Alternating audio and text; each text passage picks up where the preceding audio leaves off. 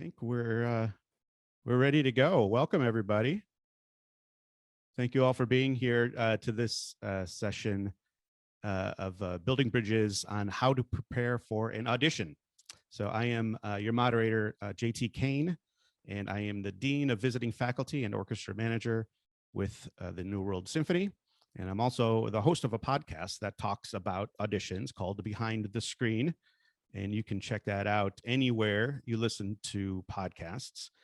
But enough about me. I'd love to welcome our guests, our panelists. And I'd like, actually, if we could just go around, and if you all wouldn't mind just introducing yourself, tell us a little bit about yourselves, where you're from, what you play, all that kind of stuff. So Andrew, let's start with you. Sure. Hi, I'm Andrew Brady. I'm the principal bassoonist of the ASO, and I've been here. This is my 5th season. Before that, I was at the Louisiana Philharmonic for 2.5 years and went to school at Colburn in Los Angeles. Thank you. Levi.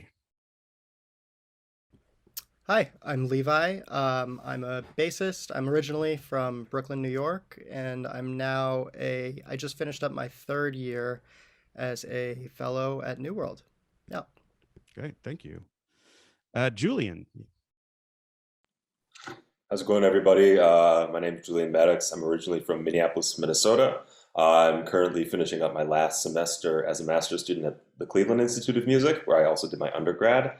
I'm also a contract member of the Canton Symphony and serve on a part of the ROPA EDI work group. And then beyond that, I'm a sub with Pro Musica Chamber and New World Symphony. So. Yes, indeed. And last but obviously not least, Robyn, please introduce yourself. Hi, everyone. I'm Robyn Smith. I'm originally from Atlanta, Georgia. I'm a newly appointed 2nd trombonist of the Michigan Opera Theater, and I'm also finishing up my master's at the New England Conservatory of Music. And has also been at New World subbing with us. So that's awesome. It's so great that you guys are here. Thank you really, all of you, for being here. I couldn't think of a better panel to discuss taking and how preparing auditions.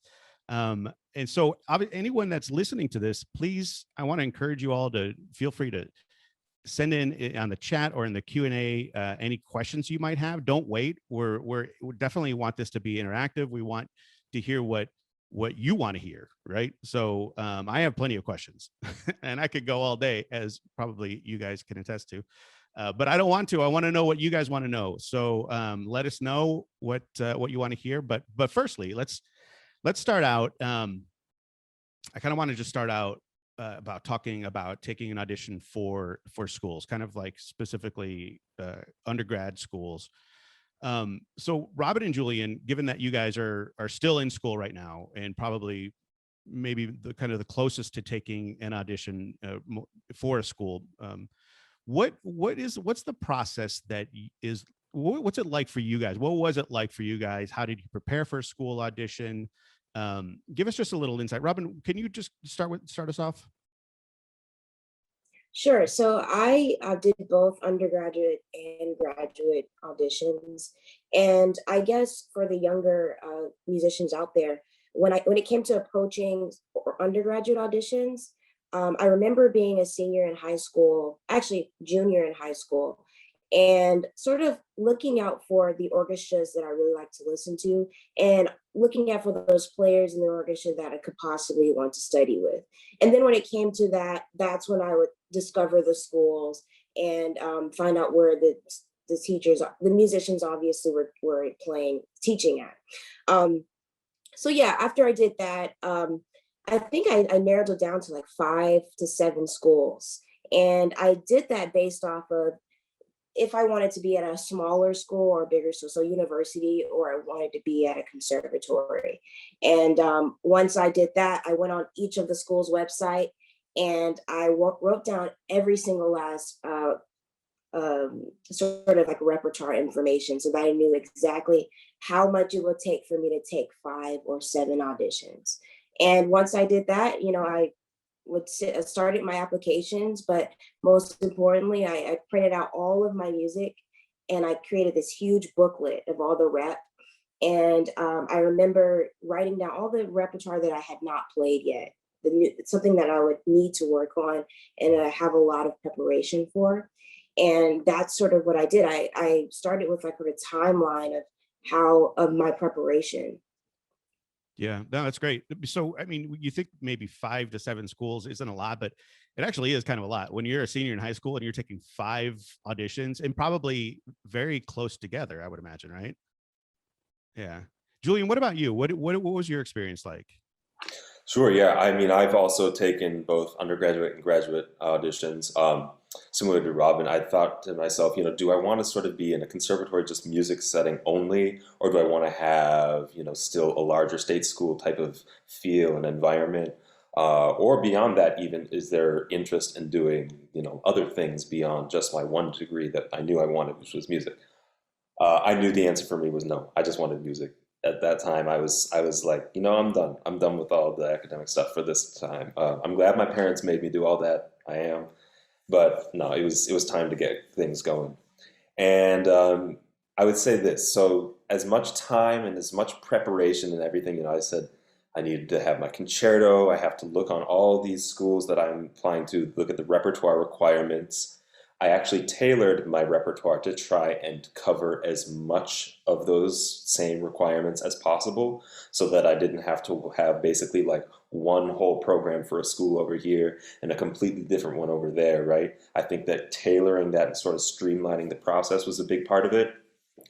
But, I said, September, October, I'll get things going. It's going to be great.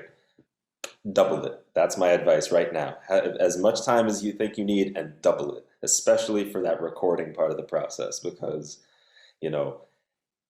there's always something. There's always something.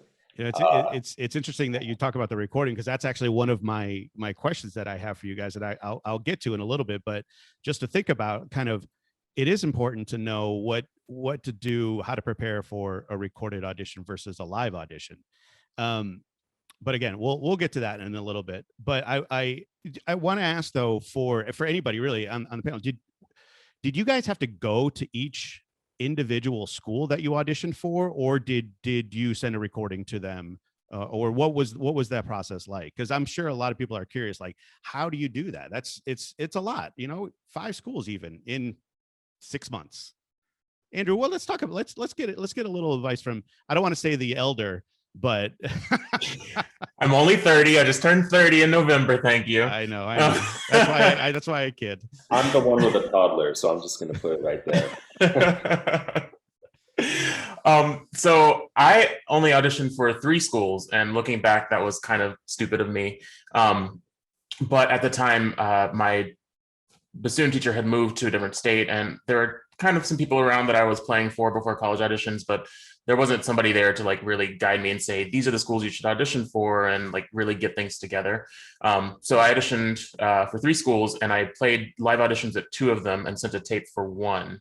I think the one I sent a tape to was New England Conservatory, and I think it was because dates conflicted or something like that. And I would definitely recommend, if you can, doing a live audition, because oftentimes you'll actually get to meet the teacher in person, have a conversation, maybe have a lesson afterward or before. So I definitely recommend, if you can, doing a live audition. Yeah, that's good advice. Hey, Levi, I wanted to get to you because you went, I know you were at Juilliard and then at Yale, right? And so when you were looking at schools, how many schools did you audition for? Let's see. I think I auditioned for 6, 6, 7, 8. I don't know. It was a little bit ago now, but I definitely remember wishing that I had applied to maybe a couple less, actually. Especially, I mean, any bassists out there will be able to empathize. Just that much travel Right. all over the country with a bass when you're 17 can be a bit overwhelming, and so I definitely wish that I had kind of honed in my list a little bit more.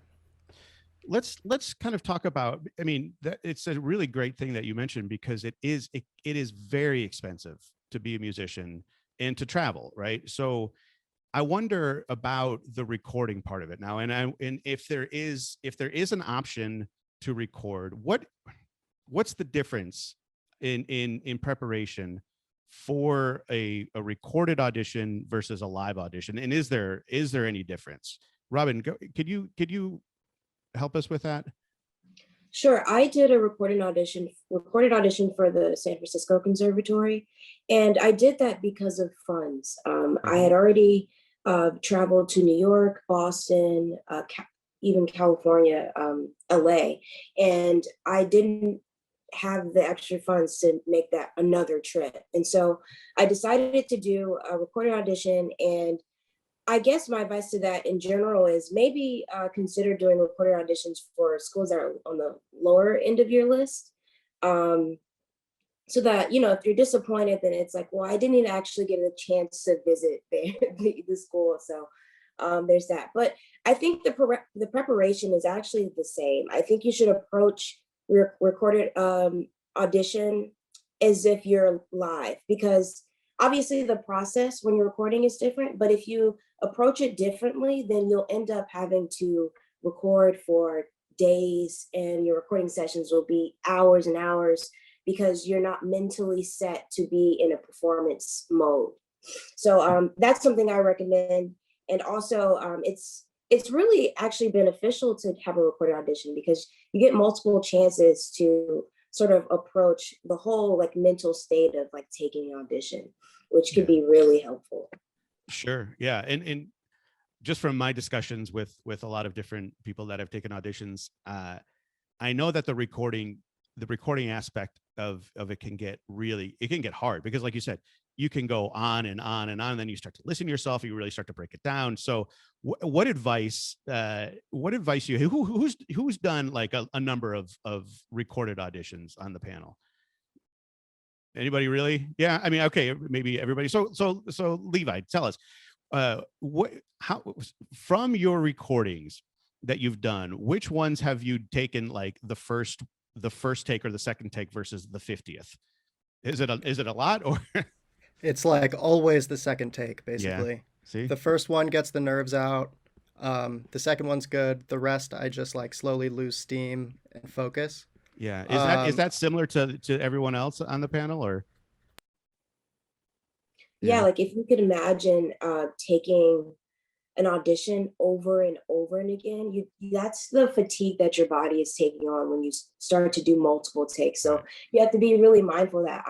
I agree with Levi. Like my second day or my second session is always the one that I go with. Yeah. So some advice for everybody is maybe, do as many as you need to, but really be honest with yourself about which one is going to be the best. Andrew, you were going to say something. Sorry, I cut you off. Yeah, I was just going to tag on to something that Robyn said, which is that I think your preparation should be the same, and you should be approaching it as if it's a performance.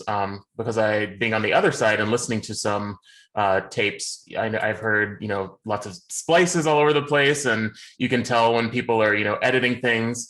And I think a lot of places now are actually requiring like multiple pieces to be played through straight through, no breaks. And it just kind of cuts down on all the editing, and so they can get a clearer picture of how your playing really is. So I definitely back that up in saying like treat it as a performance, and also be familiar with your equipment because I was not. The one tape, I did two tapes. I did a pre-screening for Colburn, and I borrowed my uncle's camcorder. Didn't really know how to operate it. So at the end, I was approaching the deadline for sending the tape in, and I couldn't figure out how to delete all the bad takes off of the disc. So I ended up sending everything. So my teacher had a good laugh at all the bad takes, I'm sure. But yeah, be very familiar with your equipment, with your recording environment, and just kind of be aware of that before you go into the recording process. Yeah, that's really good advice. I think we may be beyond camcorders for recording for now. I mean, I don't know. Maybe some of you are still using it, but I would assume so. So equipment wise, it also brings me to the next point. Like I know a lot of people that are like they have to have the most high end microphone and the most high end, But I mean, tell me if I'm wrong. Phones nowadays are really good as far as recording. Julian, when you did a recording for whatever it was that you did you use high-end microphones? Did you break it down? Did you spend a lot of money, or did you use a phone? there's been a bit of both, and actually, I want to touch on NAS a little bit later. It's Sphinx's Sure. Yeah. National Audition for Line Support, best program ever, right? But circling back now, it doesn't necessarily matter which equipment it is, as long as the people listening can like see who you are and see what you're doing. Because I know that even the not the highest quality video or audio, but if someone can still see that there's really passionate playing or good fundamentals, everything's there, they get a good sense of it. Because oftentimes, right, the recording is for like an early round of an audition or the preliminary thing, and then there's a live audition. I know that all of my pre-screens, they were all recorded, and then I went to do live auditions for undergraduate and graduate studies, right? So if you can, not be too hard on yourself, not be looking for perfection, whatever that means to you, just be real, because no performance is ever just like flawless in this sort of ideal space. And, if they can see you, they can tell that you're playing, and they can hear what you're doing, at least to the point where there's not like crazy audio fuzz or a screaming kid in the background or whatever. I mean, that's going to be okay for a lot of scenarios. Yeah. With that said, if you have access to higher end equipment or something that'll give you a better chance, it's not like it's a better recording, it's just more of you. That's all I look at it like. That's good advice. And people are trying to get to know you and your playing. So yeah. I want to kind of shift a little bit because Robyn, you talked about wanting to go to a school where you knew the teacher and you studied with them, and Andrew, you talked about knowing who's there. So how do you network for a school? Is there a way that you like? How do you reach out to a professor at a school in order to ask them for a lesson or to say, I'm interested in studying with you? What advice do you have for those people that are listening that are in the process or thinking about doing this? My first advice is to utilize the people around you that you know. So a lot of your teachers and professors, whatever it may be, the musicians around you have a lot of connections. And so usually if you're trying to contact somebody, they know them through a person or through a person. So when you're contacting a teacher that you might want to study with, the email would go like, hey, hi, introduce yourself. I'm from this place. I study with this person. I know this person through this person, so that they can connect the dots and sort of that kind of like puts a little bell in their ears to how they're going to respond to you, but also when. Yeah. Another way to do that is through summer festivals. Yes, excellent. Great idea and great segue. You must have been reading my notes, because I do want to talk about summer festivals, because it is kind of another beast that a lot of our listeners are going to be doing if they haven't already auditioned, but or they're about to. So summer festivals, yeah. So I've always wondered. I mean, I've done my fair share of festivals, but do you want to go? What do you think? Do you want to go to a festival where your teacher is teaching, or do you want to go to a festival where another teacher is teaching? Or like Robyn, like you said, do you want to go to a festival where you want to study with a teacher that you may be going to school with? Actually, Levi, let's ask you here real quick, because I know you're about to go to a summer festival. Yeah, I would say yes to all of those things, JT. I mean, like of course, it just completely depends on your current situation, your priorities, where you get in, because these things can be, extremely unpredictable. But yeah, if you can study with someone who you are interested in playing for or working with in the future, that is an amazing way to get to know them, because they're stuck there with you. So yeah, that's my thought on it. Andrew, what kind of advice do you have as far as summer festivals are and you teach at a summer festival, right? Yeah, and it kind of changes year to year. But like this summer I'm teaching at NYO. But yeah, so I think to answer your question about should you go to a festival where your teacher is teaching or a different teacher, I think it maybe depends on where you are in your study. Like if you're first or second year with this particular teacher and it's undergrad, then maybe it might be a good idea to go where they're teaching and kind of get a little bit more absorption from whatever you're working on with them. If you've already been studying with that person for 4 years, and maybe you're looking for grad school or some other kind of post-grad, maybe it's a good idea to study with someone else at a music festival. So I think, yeah, the timing can kind of help influence that. Yeah, Julian, are you attending a summer festival this summer? Sort of, yeah. I mean, I'm going to be at Classical Tahoe as like a cohort of fellowship students, actually, Yeah. which is a very cool opportunity that came again through Sphinx and through NAS. But I think sort of circling back to the, where to go, when to go, all that good stuff. I can't say enough to rely on your teachers as a resource because they also know you a little bit more, right? They might know, all right, well, this is a festival for that student, but not necessarily that student because they may or may not want to go somewhere where they're going to be sort of in this very large whirlwind of just you plugged in the machine, right? And you just go. Some festivals can go that way and it'd be great for one person, not so much for the other. Or there's some place where it's a lot more intimate and you're going to be doing things differently and that's not really your style, or it is, there's so many different types of festival. I mean, there's everything in between, everything under the sun. So, relying on teachers that know that space a little bit better and know what's going to be a good move or not for you. I mean, I always deferred to the people that thought, yeah, that'll be a good thing for you. And they haven't been wrong yet. So Yeah. knock on wood. Sure. Yeah. So what I don't know if this, so I would imagine that summer festivals are recorded auditions if you're auditioning for them. You're not going to the summer festival, right? Some have live tours, which is nice. Yeah. And I would say, similar to Robyn's point, if you have the opportunity to do the live tour, definitely go for that. Now, it might be that they just stick a camera in the room with their panel. That they sort of pulled the rug under from me on that one. But I was still glad that I did that because I got to see what their staff was like. I got to ask a lot of questions. Mhm. People don't mind when you ask questions. They want to help. They want to. I mean, as someone that's done a lot of question asking, just always be very quick and responsive and genuine about, why I want to know this, I want to know that, I want to know this. They don't mind. It's what the staff is there for. Yeah. And a lot of this kind of stuff, these auditions for summer festivals, for schools, I mean, like, as you guys touched on, it is about like kind of your teacher, who they may know, who you want to go study with, an introduction, right? But you need to make sure that you have these kind of open communication, Julian, like what you were saying, ask these kind of questions, introduce yourself, be present, right? Always be respectful, always want to know, you're curious, be curious about these kind of things.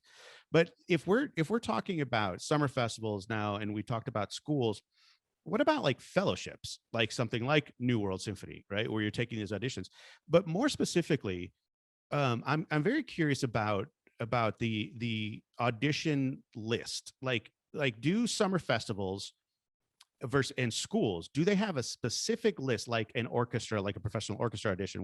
They'll tell you, this is what we want you to play. What are the lists like for schools and for summer festivals and even fellowship?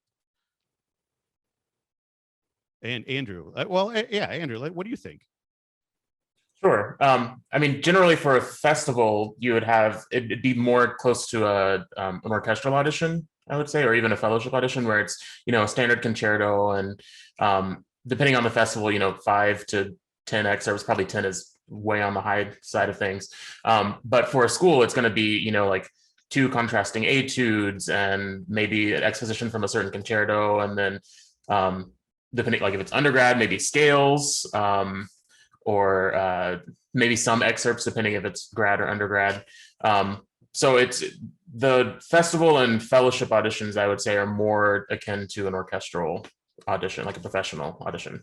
So they're more interested in the excerpt aspect, whereas school is more interested in just basically your overall playing, like a concerto, scales. I mean, that's huge. That's a really big, very important. If those of you are not playing your scales after this session, go play your scales. But it's such a weird thing because you practice these concertos, these sonatas, these all these etudes and these these things, and then you've got to play a 10-second, 15, 30-second excerpt, right? So how do you, because I really want to just talk about preparation. I mean, this is a session on how to prepare for an audition. So let's really talk about preparing for an audition. Levi, when you were preparing for New World Symphony, when you were in college and you were preparing, what is it that you need to, what does it even mean? What does it mean to prepare for an audition? That's a good question. I mean, Robyn, I think, said it before, but I think the timeline is huge. And just the timeline and the scope of what you're preparing. So in terms of just getting everything organized, coming up with a plan. For me, that always means kind of like starting practicing way in advance, extremely slowly, and just ratcheting up, week by week, kind of. And the slower it is, the more kind of like I'm trying to just infuse everything with as much detail as possible. And then the other thing that I think for me was helpful was just taking professional auditions. I think that the New World audition is fairly laid back and welcoming. Tom is a nice guy. You go in, you chat for a minute, He's a you very play. nice guy, isn't he? Yeah. So when you kind of go from like the kind of more pressure cooker orchestra audition to the New World audition, it's like, you can breathe a little bit, and all the rep is really, really standard, and you probably have just played it in a much more high pressure situation. So yeah. Robyn, you recently just won, was it second trombone of Michigan Opera? Is that right? Congratulations. And what was your organization like? What was your preparation like? Okay, so let's just talk about, like, you got a list of excerpts. How long was the list? It was about a page long. Okay. But a page long that's a lot. That was what, 20, Yeah, 30? pretty much. Yeah. Yeah. I mean, that's a lot of excerpts. That's a lot of different music to know in opera of, which is, Right. the story behind it is so much more kind of, you got to get so much more in depth in an opera audition than you do, I think, for an orchestral audition. But so you got the list. How did you go about preparing for that audition? Yeah, so I think it took me maybe 2 months to prepare for the audition. And so can I don't want to cut you up, but that was 2 months from the moment that you found out you decided you were going to take the audition to the day that you took the audition? yes. Okay.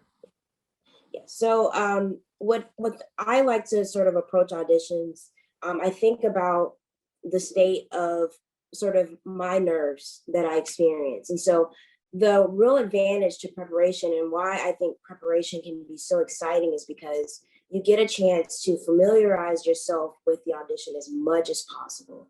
And in that, you learn a lot about yourself. And so for me, my growth happens, I just find so much exponential growth when I'm preparing.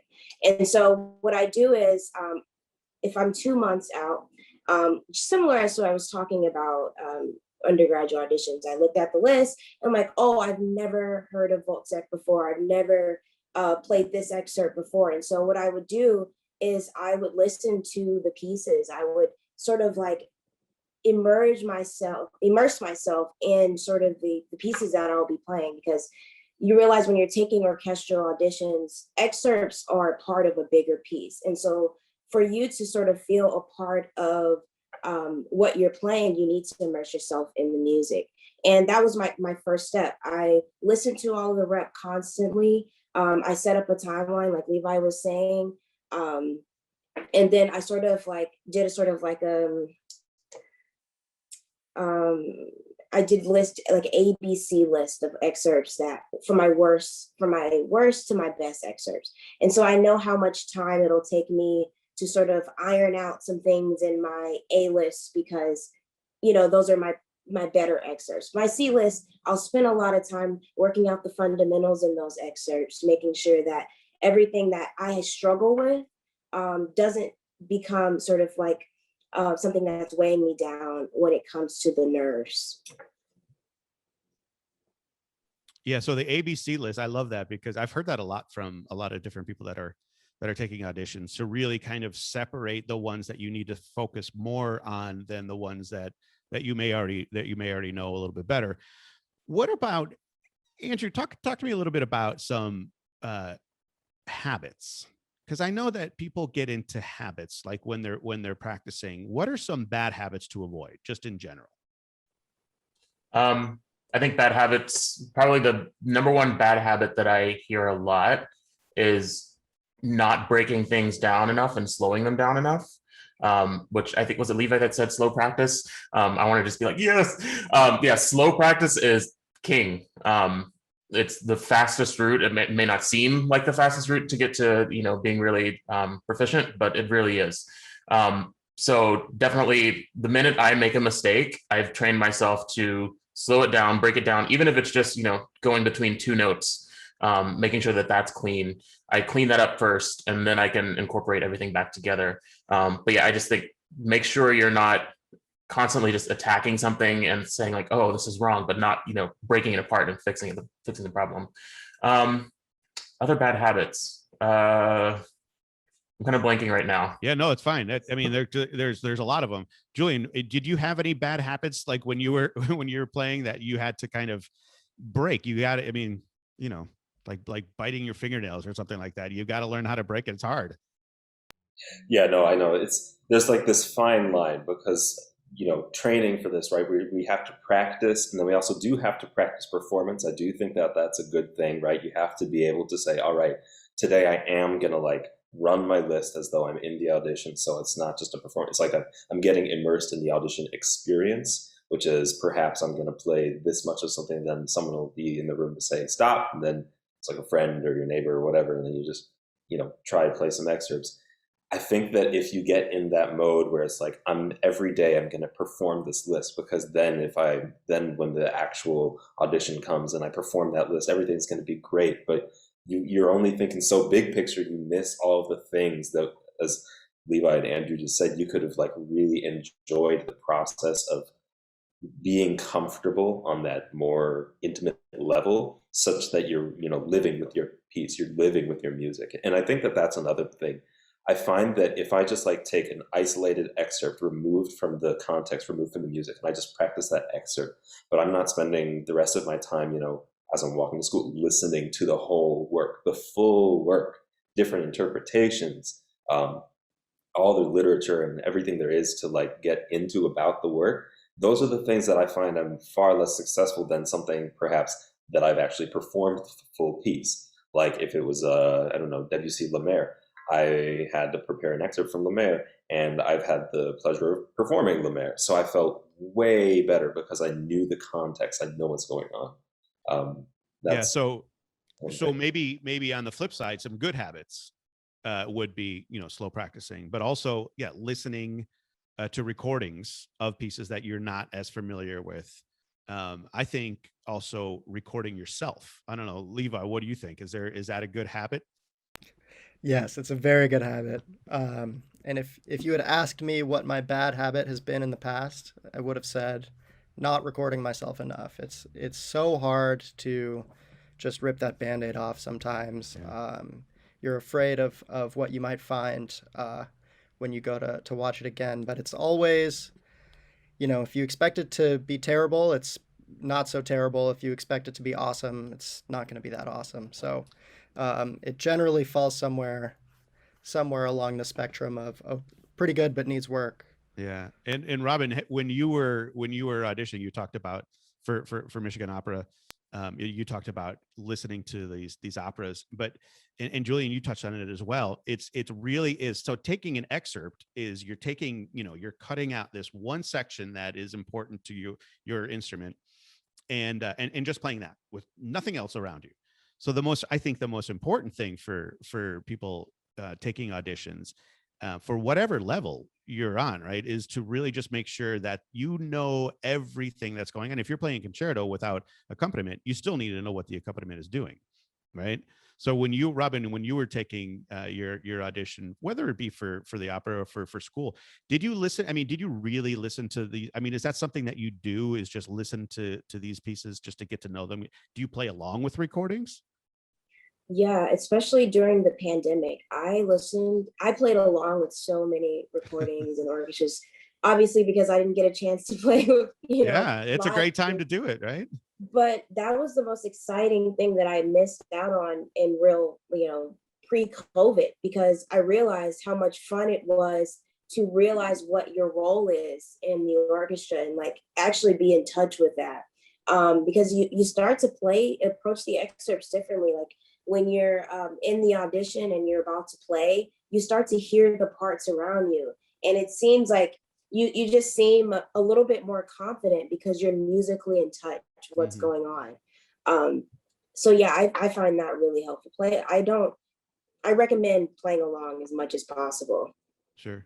Andrew, have you done that a lot? I mean, I actually got I we're friends on Facebook, and I get to watch a lot of your recorder thing where you do it. It's really amazing. So, but you have to prepare for that. I mean, do you listen to recordings when you're preparing?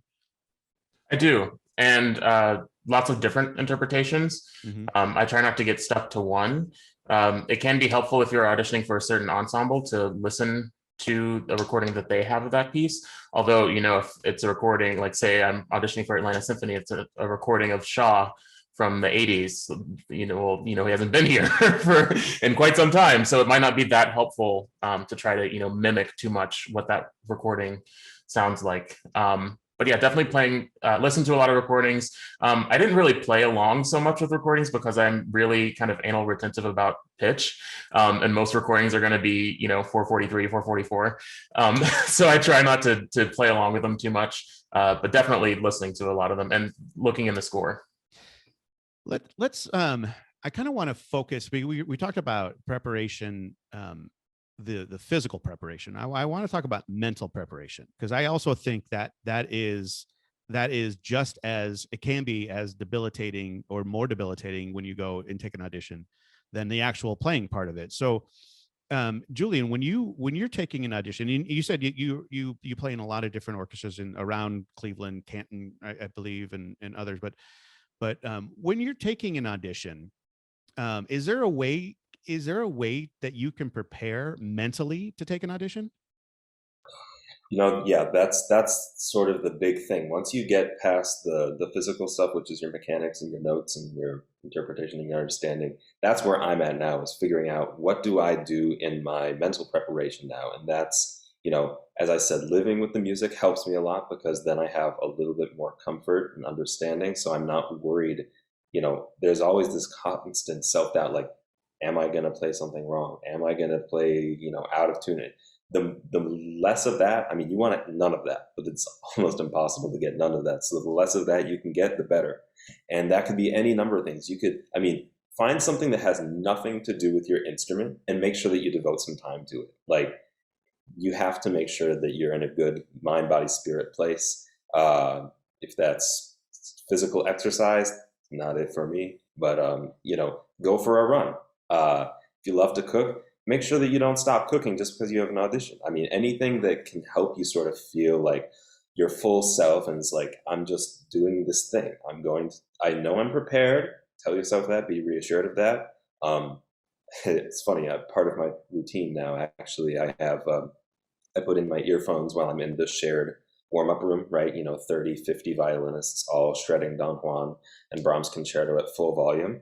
I literally put in my headphones so I don't hear any of it. I play, and I'm just doing long bows, and I have like a hip hop playlist that's just blaring at full volume, so I don't have Don Juan and Brahms concerto overload like right before I go to execute this task. I know I'm prepared for it.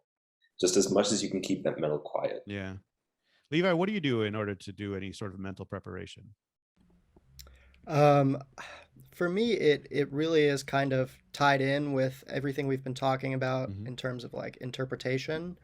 I really think the more I can focus on having a really kind of personal interpretation and taking a stand musically, the less I think about pleasing people and wondering what people think. Like, and it's a constant battle for me for sure.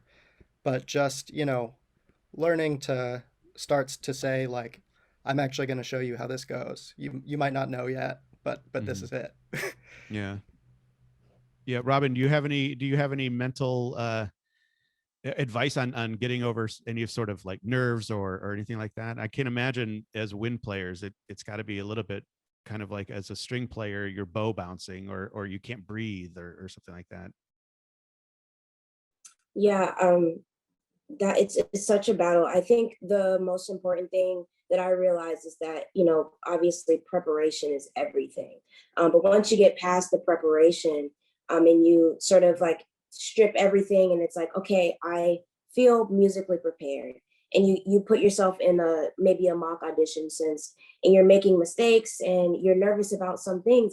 What I do is I write down after my mocks, or if I record myself, I write down everything that I felt in each excerpt, or like any problems that I have mentally that I feel that I was worried about. And I approach it in my practice the next day. I'm like, if it comes to a fundamental thing, I'll make sure that I'm attacking that. If it's I feel fatigue, then I notice that it's all me sort of just being aware of my body and how it feels. And the more and more I'm aware of my body, the better I can be prepared for it to react that way. Because I think the scariest thing is not knowing how your body would react. Yeah. And so you put yourself in a position where it's going to come, basically. Sure. No, that's really great advice. And I love how you mentioned, also doing mock auditions, playing for people as much as you can, as many times as you can when you're really, it's not the day before, right? It's throughout the process. You take your A, B, and C list and you play your A list for people, and that's good, right? And then you play your B list and then A and B and et cetera. Andrew, when you were in school, did you guys do a lot of at Colburn? Did you do a lot of different mock auditions? We did, yes, and they were very intense. Yeah. I had some really critical ears on some friends, and I think the important thing is to know that it's not personal and that they only want to help. If you've got the right friends. Yeah, hopefully. Yeah.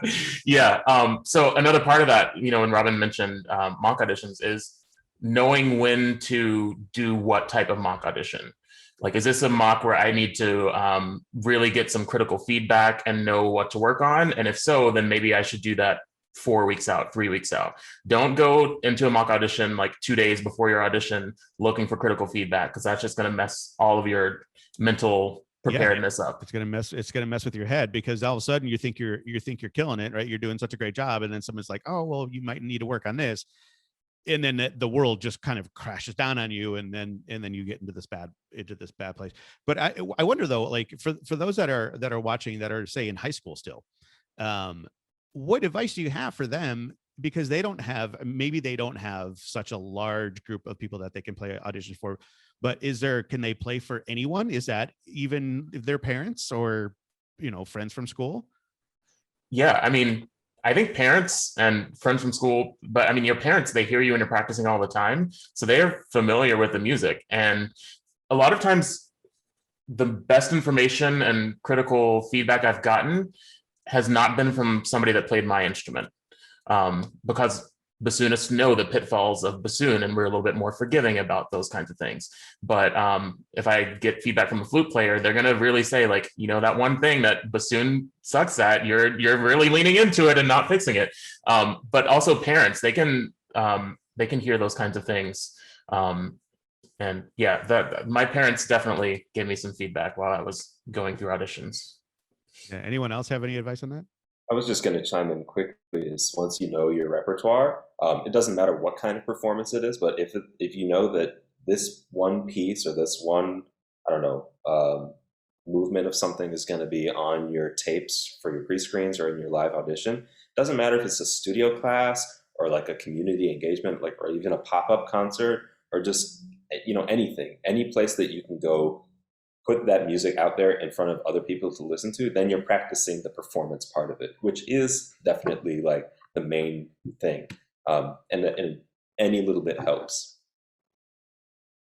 Yeah, Levi, you had something you wanted to add. Yeah, I was also just gonna say, if you, have a friend who is, in a similar situation to you right now, you and that friend can make a pact that you're gonna do a one take recording and send it to each other, no matter what happens. And I've done that a couple times, and I can assure you that it gets the nerves going, as long as you're, not gonna cheat and do or take a mulligan. Yeah, but Robyn, please go ahead. Quickly, like before, if you don't have anyone to play with, I remember in high school, sorry, play four. I remember in high school, for the wind players, my teacher had me run up and down the stairs. He's a second trombonist in Atlanta Symphony. And so he had me run up and down the stairs and do a full take. And so that's that's also helpful, because your heart is beating, and you're putting your body in that same state of survival. Yeah, that's really funny. I had someone on my podcast that said that they would in their practice room before taking an audition put on James Brown and dance, and to really get their heart and just, and I think it was Julian, I think you said, you're listening to, you've got your your playlist of music that isn't classical music or isn't what you're playing, but you just kind of get your head away from this everything that's going on, and just this this heaviness of taking an audition. It is something heavy, but it also can be really fun. It's rewarding. You're learning so much about it. You're learning about yourself. You're learning about how you're playing, and just who you are as a person, and you're learning this just amazing music. So we've got a couple more minutes. There's about 10 more minutes, but we did have one question that came up, and they wanted to know if any of you work with as musicians with students or teachers in pop music, like at Berkeley or something like that, and also what role can creativity play in auditioning, and can you improvise in an audition setting? Anyone want to take that one? I'll take it, because definitely not the same vein at all, but in like the classical concerto, the Mozart concerto that I play in auditions, I do things a little bit differently. I put like a cadenza that's not in the music, it's not printed in the score. I put one in there just because it, like, I think informed historical practice. I feel as though a little flourish there is appropriate. I also start something that everyone starts on a down bow. I started up, whatever. I think that it's going to be hit or miss. Let's be honest, because no two set of ears are going to say, yes, that's right, or no. There's going to be differing opinions. I played for a panel representing several groups. Half of the people loved what I did. Half said maybe not in an audition setting. But you have to ask yourself, this is a choice that I'm making that I believe in this choice, and that I believe that this is me being my authentic self. So, would I really want to be in a group that says me being my authentic self is not for them? Maybe that's the way to reframe it. You have to be very genuine, and you have to be very honest. So I think if you think that doing something original or creative in that audition setting that has all these implications and all this baggage now, if you think that that's what you got to do, then do it. Because then at least if it doesn't go your way, you can say, well, you know what, at least I was myself and I believed in what I did. So. Yeah. Anyone else have any advice on that? We did have a question. Oh, Levi, please. Yeah.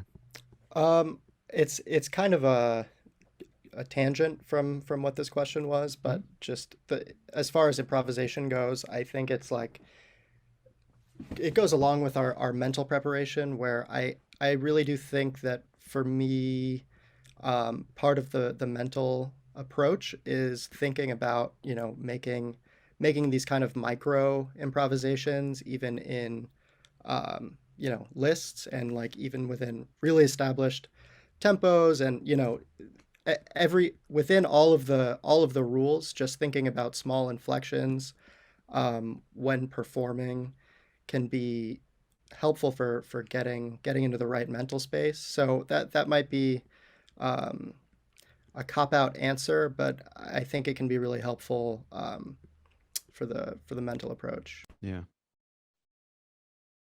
Yes, Robyn. Yeah, I would agree with that. I think we also often lose a lot of creativity when it comes to auditions and taking auditions in general, because we're so in this structured space and everything has to be perfect. And I think what was most beneficial to me, like in an audition uh, sort of space, I would start my practice off with improvisation, and I would start off playing like my favorite R&B song, and I just play along. Just it frees your mind, and you're playing from this structured way of approaching it. And what you'll find is that that freeness will find itself in your music. Yeah, that's really good.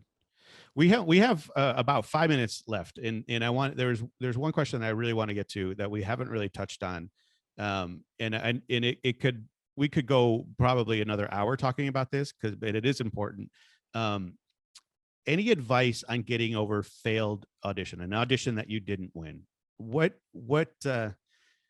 advice do you have?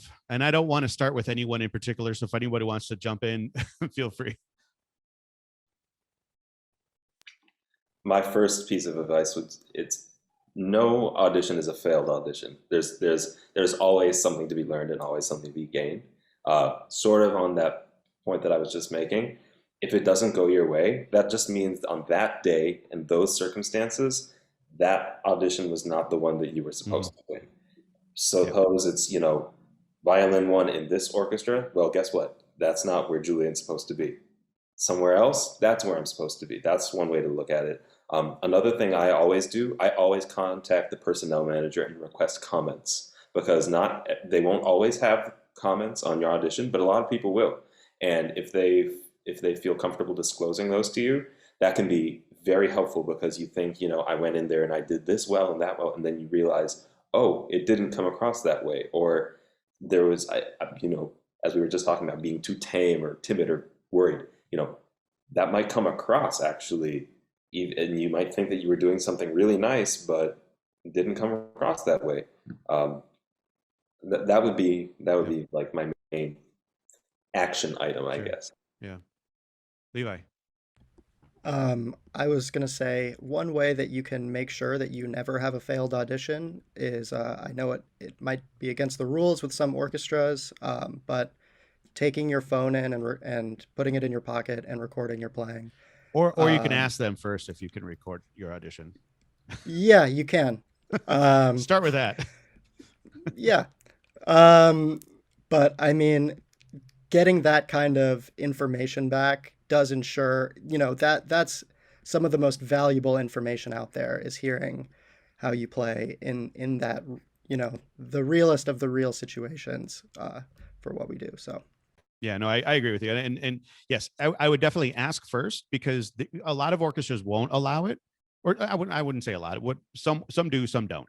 So if they do, great, you can put it on your stand and you can have a real representation of what it is that you're doing. And I want to say though, for anyone that is recording, even if it's in your practice room or if it's on stage during an audition, when you're listening back, listen with an open mind. Don't forget, be honest with yourselves. You don't have to, knock yourself down every time, but be honest with yourselves. And my only piece of advice, and this is from talking to many people about auditions and about what they did in order to overcome an audition, like a failed, failed audition is not the right word for not winning an audition, but every time that you get back up, you give yourself another chance to win, right? So keep getting back up, keep doing it. If it's what you love to do, then people will recognize that and you'll be successful. Robyn. Yeah, I would say also just step away for a little bit. Like, Yeah. You need to take a break and for yourself of all the judgment because most of the judgment comes from ourselves. We're doing that to ourselves. So that's what I would say. Good advice. Yes. Yeah. And it is Julian, you had mentioned it also, it's not how you play, it's how you play that day.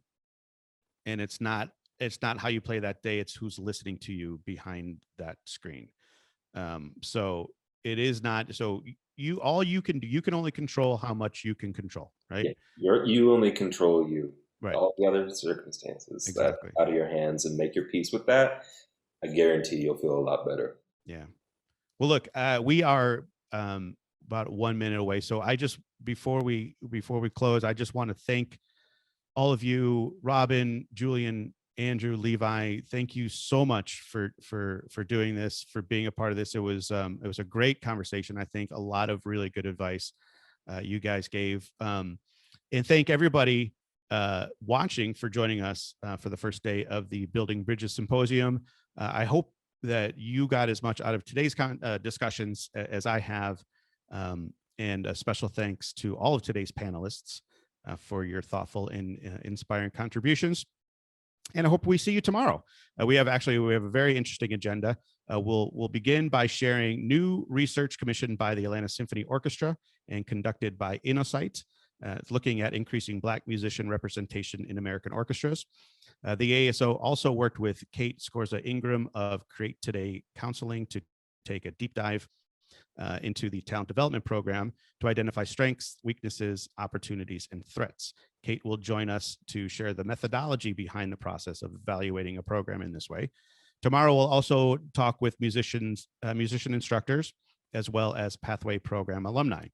As a reminder, each of the sessions is being recorded and will be shared following the symposium in case you missed anything or enjoyed it so much you want to watch it again, like this panel session. Thank you again for joining us, and we look forward to seeing you tomorrow, noon Eastern time.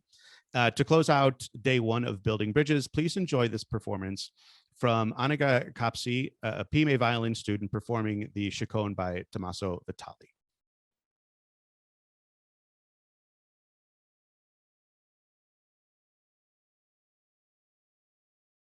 Hi, my name's Aniga Kapsi. I play the violin, and I'm a 10th grader at the Pennsylvania Leadership Charter School University Scholars Program. What motivates me in music is the music itself. Like, I just love the ability to connect with others through music and also bring people together through music. And that's something that I think will always stay with me, no matter what, for however long I do music. I think that's what I love about music, and that's what motivates me to keep going on. And one interesting thing about me is that my family and I love to travel. We've traveled to over 12 countries, everywhere around the world, in Europe, South America, and Asia. So that's something we've always enjoyed, and we'll hope to continue after COVID ends as well. And the piece I'll be playing is Vitali Chaconne. This piece is really interesting in that it was written in the Baroque period, but it doesn't really sound from like a Baroque style. Actually, that's because the main theme was written during the Baroque period, but more composers and arrangers added to this piece over time. So over time, the style changed as well. So it's really a mixture of all the periods of music. What I really love about this piece is just it's so melancholic and so emotional, and I think it really like catches the listener, and there's a lot of emotion in it, and I think that's what I really love about playing this piece. It's just so beautiful.